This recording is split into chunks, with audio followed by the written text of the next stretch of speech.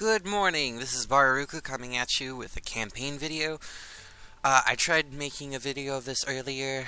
I was a little tired and it didn't work out so much, but I tried showing off my Niflheim deck and we managed to beat the campaign mode with it in a dungeon just to show off the pretty awesomeness of elven mages, but I figured I'd redo the video just for you guys so that way it'd be a little more dramatic and exciting for you.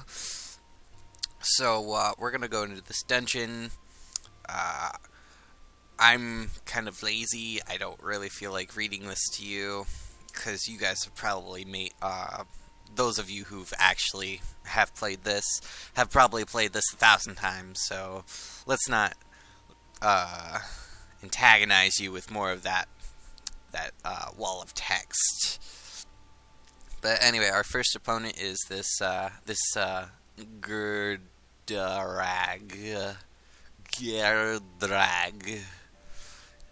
really weird skinny man, I should say. Yes, let me enjoy my coffee now. Alright, so, this is a red-blue deck, not your typical elf deck, because it doesn't usually, well, let's just say it doesn't use elves. So I'm gonna keep this hand because there's 2 resources in it, at least, and there's, like, 2 cards I can play, and it caps out at, like, 3. Normally, I would want a hand with 3 resources with 2 red, because actually most of my spells are double shard red. But in my case, I only have 2 spells that I need to worry about right now. And this is perfect, actually, because now I have double red, so when I get to it, I can smash his face in a little bit. Now, this is a mill deck, but I've somehow turned it into a I'm gonna bomb your face, make it explode, and watch you die because of owls kind of thing. So, it does have mill. It does have mill. I'm going to say it. It's going to have mill. It's just, I never really see it. It's not so much of a big deal, though, because everything else makes it better. Of course, this is gonna get annoying real quick. He's got that daze counter crap.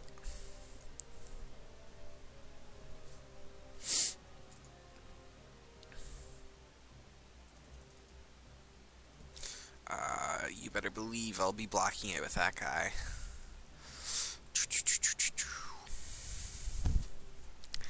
You gotta make sound effects whenever you're playing these things, or else you're just not gonna have a good time. Be like, that's nice. Okay. Wonderful. Let's block that so I'd stop taking the daisy thingy. Okay, so I really want to play that guy, but I'm not gonna play him yet. I think what I will do is I will wait until such time. I probably should have played Cerulean Mage, or the Cerulean Mentalist, so I wouldn't be taking 5 damage here, but I think it's fine. We'll go ahead and play him now. Now, something to note about the mage class is that these 2 abilities right here, the Soothsaying and the Embiggenin, blah blah. That ability right there, that really cool looking I'm gonna smash your face in ability that's right here, those can be used during your opponent's turn. They will be different for each race, but because each race is kind of like a specialized thing, because it's an elf deck, or an elf character, he specializes in beefing your creatures up. Now this one is the same for all of them. It's just this ability right here is different. But the reason I'm using it is because of this thing right here. It is extremely helpful, especially because I like buffing up my troops with stuff already. And that son of a bitch turning my mentalist into a 1/1. How dare he? He's going to feel my wrath in just a second here. What I like to do is play Prophet of Landigan. It brings up that many of him, and I'm just going to burn him in the face. I'm pretty sure if he doesn't play anything next turn, I can just wipe him out. If he does play something, I'll just Purging Flame it so I can get him out of the way. Oh, good. Oh, look, Ragefire. Let's hit him in the face with Ragefire. Ragefire! Burn in the rage of the fire. Burn.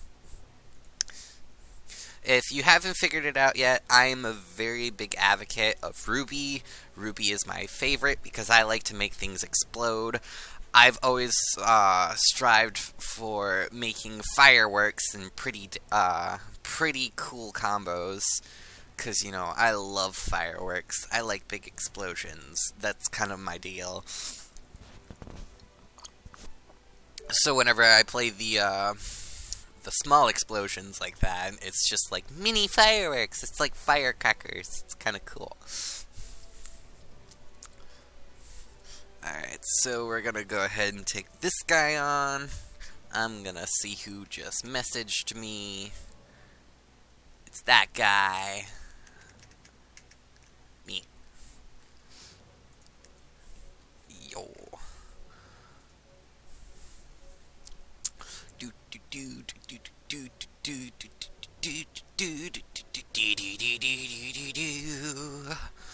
Ooh, actually, I like this hand. We have 2 resources, most of our stuff costs 2, and we even have Heroic Echo, which actually really helps for what I'm playing, because with Inspire, you always love more stuff, so getting more stuff is always nice.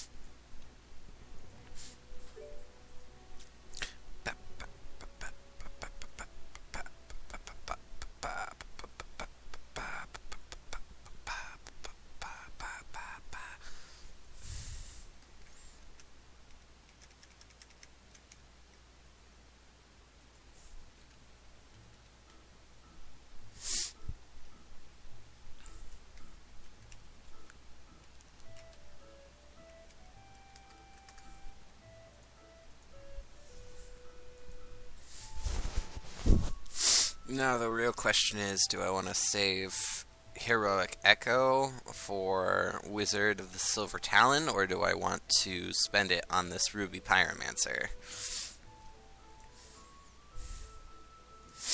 I think the best answer to this question is to save it for the Wizard, because I feel like swarming. As much as it would be cool to have, like... How much does she give? She gives +1/+1. It would be cool to have 3/1 owls, but, you know, I like to swarm with owls. Oh, looks like we don't even have to worry about it now. We aren't going to do that, because we're going to have 3/1 owls anyway. Because 3/1 owls are pretty sweet. And then we're just going to swing in with that mage.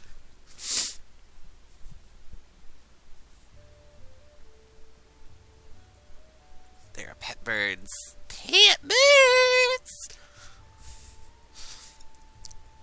Now, there is a combo in this deck that doesn't happen very often, but it does happen, where I get a card called, let's see here, what was it called? Azure Fate Sorceress, and its cost would be reduced by 2, so it would make it a 2 cost.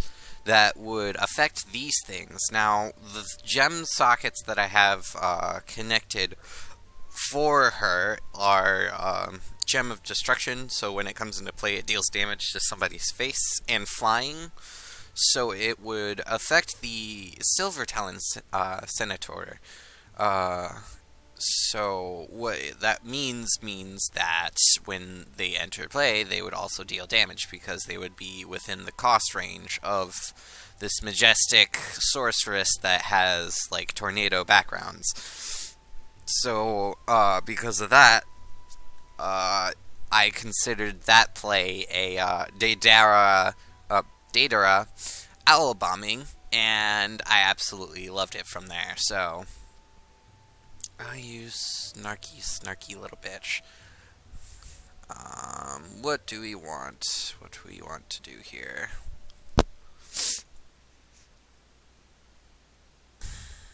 I think we should swarm some more.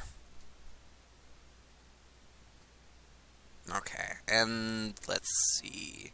I think we should hit that. Go with that and that. Just to punish him for dealing so much damage already.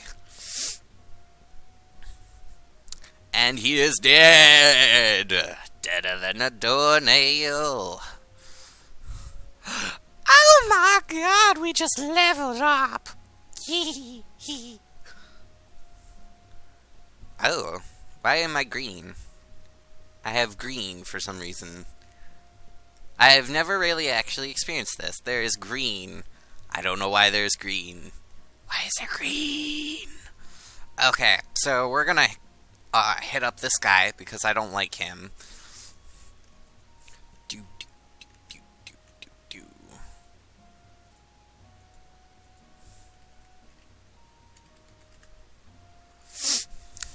Boop.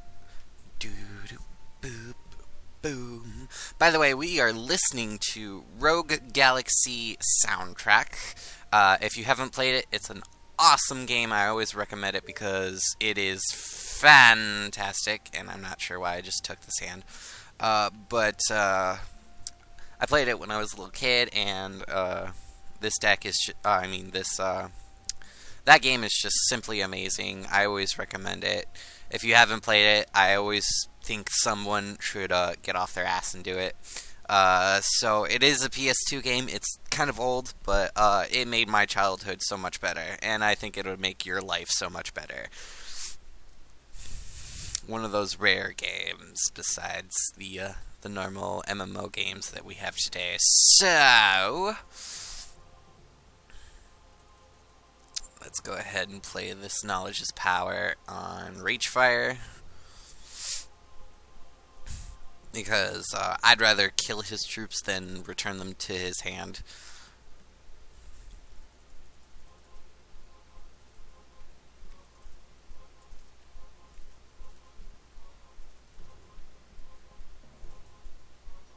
Yeah, this is the time I'm going to use Ragefire.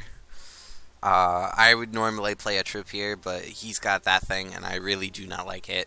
So I'm just going to go ahead and burn it. It's going to give me 2, so I'm going to go ahead and burn his flyer. I don't know why that went to the graveyard. That really shouldn't have. Because this spell right here is an escalation, so the copy should have gone to the deck, but I don't know why it didn't. Hex is still in beta, so it could be for that reason as well.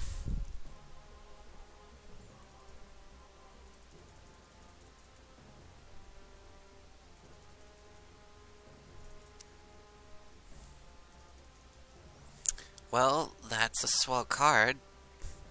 I'd want something like a troop.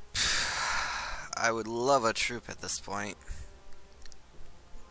We're just gonna go ahead and say that's unfortunate. That's a shard, but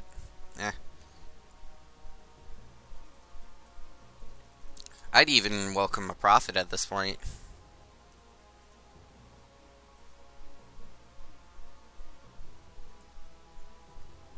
Well, that's interesting.